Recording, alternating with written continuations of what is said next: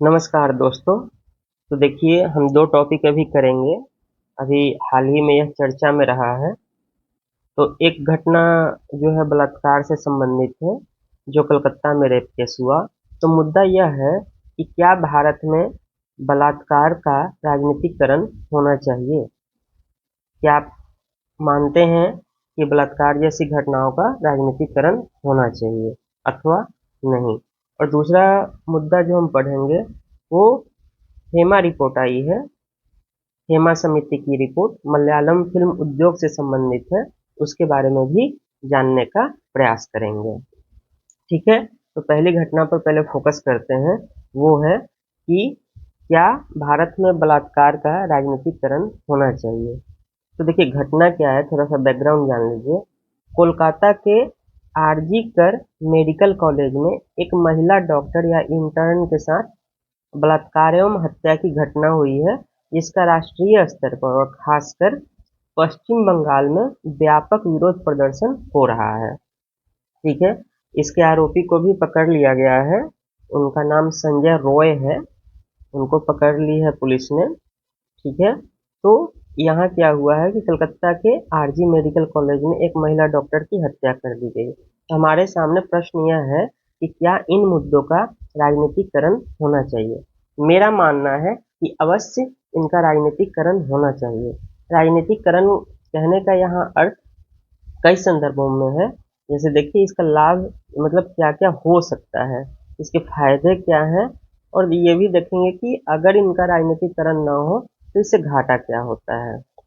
तो सबसे पहले यहाँ इनका राजनीतिकरण होना चाहिए। अखबारों के अंदर किसी कोने में छपी, पहले ये बलात्कार की घटनाएं अखबार के किसी कोने में छपी होती थी। अब इनको जगह कहाँ मिलने लगा है, मुख्य पृष्ठ पर। परंतु क्या आपको लगता है कि सभी तरह के बलात्कार की घटनाओं को प्रथम पृष्ठ पर जगह मिलती है? तो ऐसा भी नहीं है, क्योंकि इसमें भी एक क्या क्या पाया जाता है, पदानुक्रम, स्तरीकरण पाया जाता है। कि यह किन बातों पर निर्भर करता है, यह इस बात पर निर्भर करता है कि यह कहाँ हुआ, इसका स्थान इम्पोर्टेंट है। दूसरा, महिला कौन थी, मतलब महिला का स्टेटस क्या है। क्या वह एक डॉक्टर है, लॉयर है, डिजाइनर है, स्कूली छात्रा है, दलित महिला है। ये सभी फैक्टर्स काम करते हैं। कितने प्रदर्शनकारी सड़कों पर उतरे। ठीक, मतलब इसके विरोध करने के लिए सड़कों पर कितने लोग उतरे हैं। उसके अलावा टीवी स्क्रीन पर क्या विस्तृत विवरण दिखाया गया है, और निश्चित रूप से राजनेता इसके खिलाफ कितना जोरदार आवाज उठाते हैं या बोलते हैं। तो इसमें भी स्तरीकरण आप देख पाएंगे, पदानुक्रम देख पाएंगे कि यह निर्भर करता है कि अखबार के प्रथम पृष्ठ पर कब आएगा, वह घटना हुई कहाँ है, महिला की स्थिति क्या है, कितने प्रदर्शनकारी सड़कों पर उतरे हैं, टीवी स्क्रीन पर इसकी कैसी जानकारी दी गई है, और क्या राजनेता जो विपक्ष के नेता हैं या पक्ष के जो भी हैं, उन्होंने इसके खिलाफ क्या आवाज उठाई है। तो ये महत्वपूर्ण हो जाता है। ठीक, अब देखिए इसके राजनीतिकरण होने के फायदे क्या है। पहला चीज, ये पब्लिक डिस्कोर्स में आ जाता है, मतलब कई दिनों और हफ्तों तक सुर्खियों में, लोगों के नजरों में बने रहते हैं।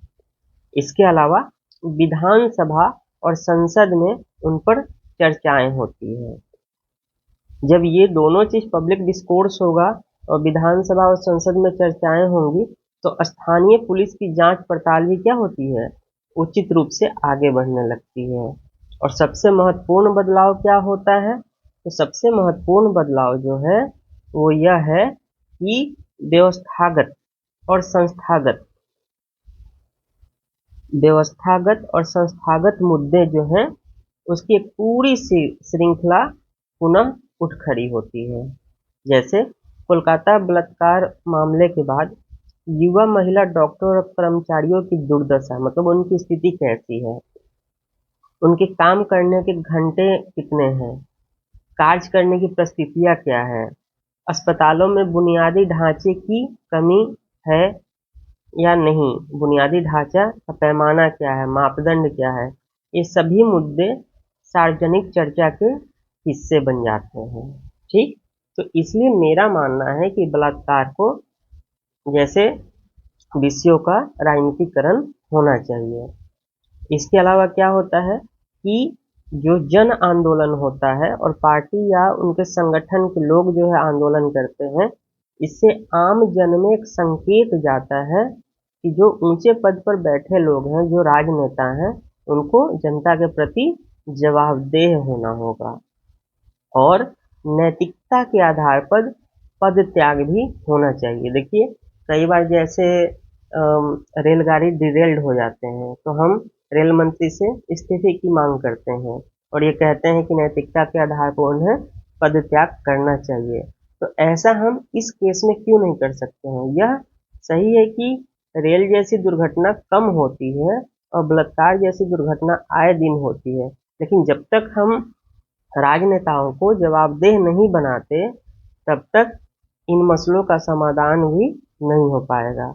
जब तक उच्च पदों पर आसीन लोगों के मन में पद छूटने का डर नहीं रहेगा, तब तक महिला सुरक्षा जैसे मुद्दे हमारे लिए सबसे निचले पायदान पर रहेंगे। ठीक है, अगर मुद्दे का राजनीतिकरण नहीं हो तो क्या होगा?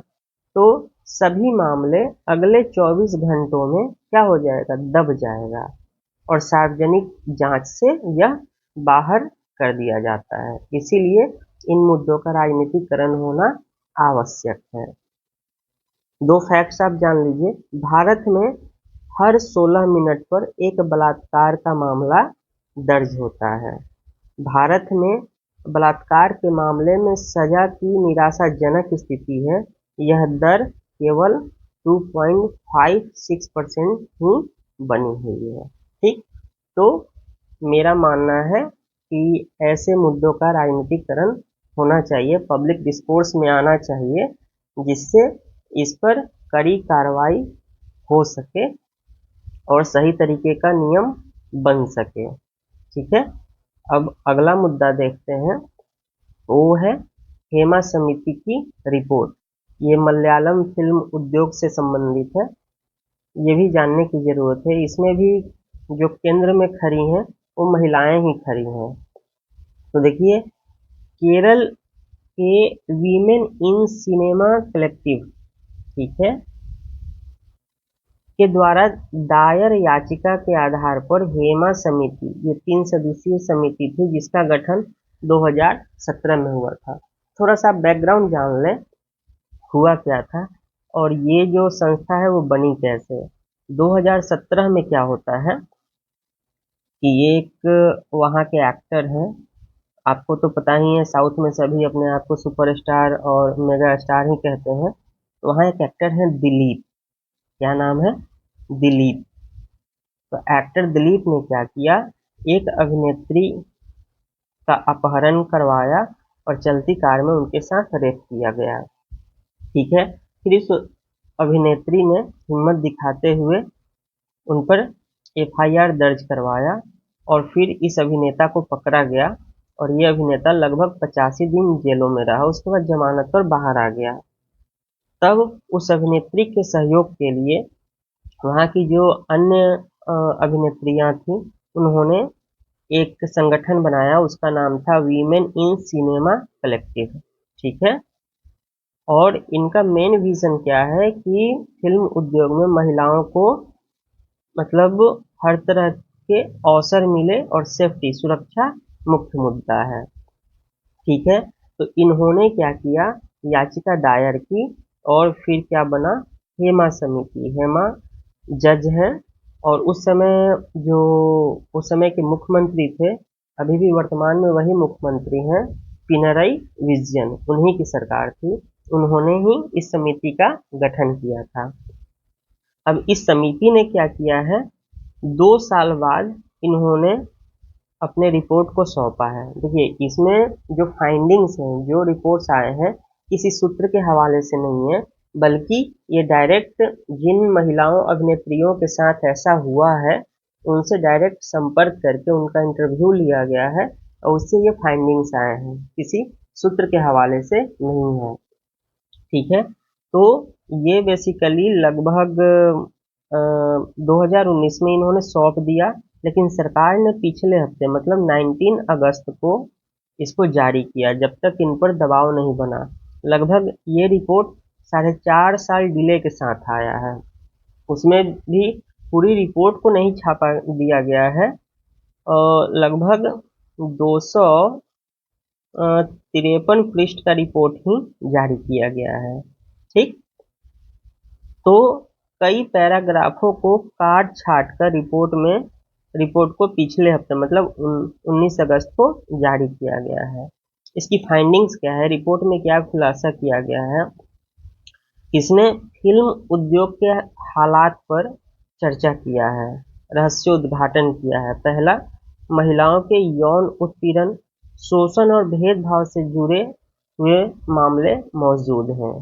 ठीक है, फिल्मों में भूमिका के बदले यौन उपकार, ठीक है, के लिए हॉलीवुड में जन्मा कास्टिंग काउच शब्द अब क्या हो गया है, एक तरीके का घृणित ढंग से स्वीकार कर लिया गया है।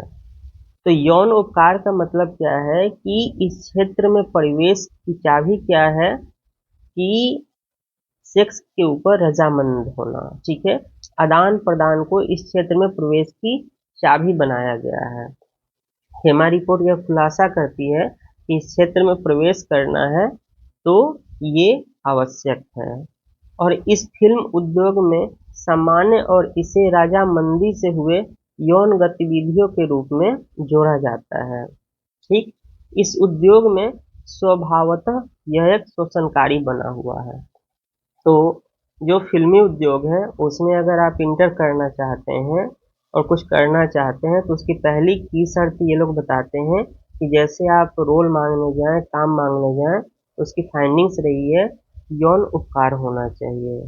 ठीक है, और ये होगा तो वो ये ऐसा मान के चलते हैं कि ये जो गतिविधियां हैं रजामंदी, इसको एक दूसरे की सहमति मान के किया जा रहा है। तो देख लीजिए पूरा जो फिल्मी इंडस्ट्री है ना, ये पुरुष प्रधान है। और इंटरेस्टिंग फाइंडिंग्स ये भी आया है कि मलयालम फिल्म उद्योग में 12-15 लोगों का ग्रुप है, वही पूरी फिल्म इंडस्ट्री को संभालते हैं। ठीक है, वो अगर उनके खिलाफ कोई खड़ा होता है तो उसके करियर को बर्बाद भी कर सकते हैं। तो ऐसी स्थिति वहाँ बनी हुई है। दूसरा चीज है असमानता। वहाँ कार्य की परिस्थितियों की बात करें तो बहुत ही प्रतिकूल स्थितियां दिखाई पड़ती है। जैसे आवश्यक सुविधाओं का अभाव है, जैसे शौचालय, कपड़े बदलने मतलब जो चेंजिंग रूम्स होते हैं वो नहीं है, सुरक्षित परिवहन की व्यवस्था नहीं है, शूटिंग स्थल पर रिहाइश के इंतजाम नहीं होते हैं। इसके अलावा ये कहीं ना कहीं हमारे निजता के अधिकार का उल्लंघन करता है।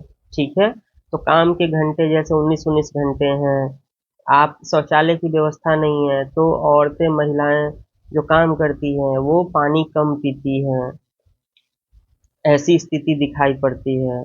इसके अलावा मेहनताने में भेदभाव है। ठीक, जो पुरुष और महिलाओं के बीच में जो पैसे मिलते हैं उसमें बहुत बड़ा अंतर है, बहुत बड़ा गैप है।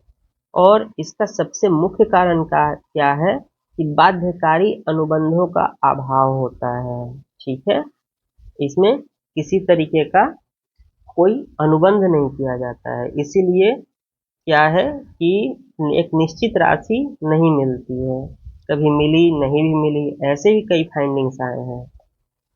ये पूरे उद्योग बहुत तरह की महिलाओं, जैसे इसमें किस किस तरह की महिलाएं काम करती है, किस किस प्रकार के कार्य होते हैं, अभिनेत्री हैं, तकनीशियन हैं, मेकअप आर्टिस्ट हैं, डांसर्स हैं, सपोर्ट स्टाफ हैं, खासकर उन महिलाओं को प्रभावित करते हैं जो हैसियत में नीचे हैं।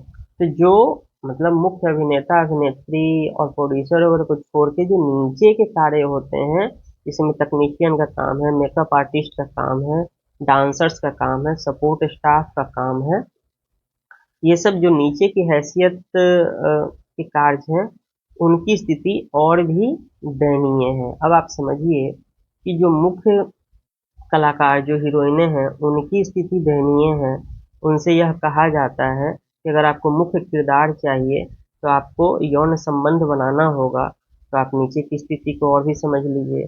और ये उस मलयालम इंडस्ट्री की बात है जहाँ पर एजुकेशन क्या है, हमारे भारत में सबसे ज़्यादा है। तो हमें समझना होगा कि क्या शिक्षा ही वो केवल माध्यम है जिससे इस तरह की समस्या से निजात पाया जा सकता है। तो ये हमारा कल्चरल एस्पेक्ट है जो बहुत ही भयावह दृश्य को दर्शा रहा है। यह क्या हो सकता है? पहला तो ये है कि हर प्रोजेक्ट के लिए आंतरिक शिकायत समिति का गठन किया जाए। तो पहली बात तो ये है। दूसरा, जो हेमा समिति ने सुझाव दिया है, ठीक है, उसको अवश्य लागू किया जाना चाहिए, जिससे फिल्म उद्योग में पेशेवर बनाने समेत इसके भीतर संरचनात्मक सुधार किया जा सके। ठीक, उठाए गए प्रत्येक मसले का, मतलब कोई भी मामला जो उठ रहा है उसका संज्ञान लिया जाना चाहिए और उस पर कड़ी कार्रवाई की जानी चाहिए। 2017 में ही यह घटना घटी थी, जो एक्टर दिलीप वाला मामला है। उन्होंने एक एक्ट्रेस को अगवा करवाया था, ठीक है। और उसी समय आपको अगर याद हो तो मी टू मूवमेंट हॉलीवुड में शुरू हुआ था। तो एक तरीके से जो यहाँ घटना घटी और यहाँ की अभिनेत्रियों ने, महिलाओं ने जो नेतृत्व प्रदान किया, वो कहीं ना कहीं मी टू मूवमेंट का भारत में नेतृत्व करता रही हैं। तो जो मी टू आंदोलन है वो जस्टिस हेमा रिपोर्ट में ऐसा उत्प्रेरक बनने की संभावना है जो बहुत सी महिलाओं को बोलने में सक्षम बनाएगा। ठीक, राज्य को सुनिश्चित करना चाहिए कि उनकी शिकायतों को अनदेखा या उससे भी बदतर उनके खिलाफ इस्तेमाल न किया जाए। तो राज्य को यह सुनिश्चित करना होगा कि उनकी शिकायतों को अनदेखा न किया जाए। दूसरा, कि कई बार यहाँ उन्होंने शिकायत किया और उनके खिलाफ ही, मतलब उसका इस्तेमाल किया जाने लगता है उनके खिलाफ, मतलब प्रचार करना, उनको फिल्म उद्योग में काम न देना, उन पर कई तरीके के एक्शन ले लेना, जैसे मानहानि का दावा कर देना। इस तरीके के कई केसेस आरोपित कर दिए जाते हैं। तो इन चीज़ों को भी सरकार को ध्यान देना होगा। निष्कर्ष के तौर पर हम कह सकते हैं कि समय के अलग अलग पड़ावों पर कुछ ऐसी घटनाएं होती हैं जिसमें भविष्य को आकार देने की संभावना होती है। जस्टिस के हेमा कमेटी रिपोर्ट ऐसा ही क्या है, एक उत्प्रेरक हो सकती है जो उन संभावनाओं को पूरी तरह अंजाम तक पहुंचा दे। केवल मलयालम फिल्म इंडस्ट्री का ही नहीं है। मलयालम फिल्म इंडस्ट्री को क्या बोलते हैं? मॉलीवुड। क्या बोलते हैं? इसको बोलते हैं मॉलीवुड। समझ लीजिए, ये केरला में है तो इसको बोलते हैं मॉलीवुड। उसी तरीके से इसके बगल के राज्य में तमिलनाडु में जो है उसको बोलते हैं कॉलीवुड। कॉलीवुड, ठीक है। और उसी तरीके से अगर आप चले जाइए आंध्र प्रदेश और तेलंगाना क्षेत्र में, तो जो तेलुगु फिल्म इंडस्ट्री है वो उसको अपने आप को बोलती है टॉलीवुड। टॉलीवुड। और हिंदी को तो आप जानते ही हैं कि उसे बॉलीवुड कहा जाता है। और मुझे ऐसा लगता है कि हर फिल्म इंडस्ट्री में ऐसी ही स्थिति बनी हुई है। कर सकती है, एक उत्प्रेरक का काम कर सकती है जो इस तरीके की घटनाओं को एक सही अंजाम तक पहुंचा सकता है। ठीक, इस उद्योग में बहुत ज्यादा रसूख और पैसे वाले लोगों का दबदबा है। आप विश्वास नहीं करेंगे, मतलब टॉलीवुड में कुछ फैमिलीज हैं, कुछ फैमिलीज वही उस पूरे उद्योग के बिजनेस को रन कर रही हैं। स्थिति है, बॉलीवुड में भी ऐसी स्थिति है। तो इन उद्योगों में बहुत ज्यादा रसूख और पैसे वाले लोगों का क्या है, दबदबा है। अतः आवश्यकता इस बात की है कि महिलाओं और पुरुषों के लिए एक समतापूर्ण कार्यस्थल बनाने में जब तक राज्य शामिल नहीं होता है, अगर राज्य हस्तक्षेप नहीं करेगा, राज्य की भूमिका नहीं बढ़ेगी, तब तक इन उद्योगों में कुछ भी नहीं बदलेगा। ठीक, तो ये हमने दो मुद्दों का जिक्र किया। आप अवश्य इस पर सोचें, आपके विचार क्या हैं, कमेंट करें, ठीक है। और चैनल को सब्सक्राइब करें, शेयर करें, बेल आइकन को दबाएं और लाइक्स अवश्य करें, ठीक है। धन्यवाद।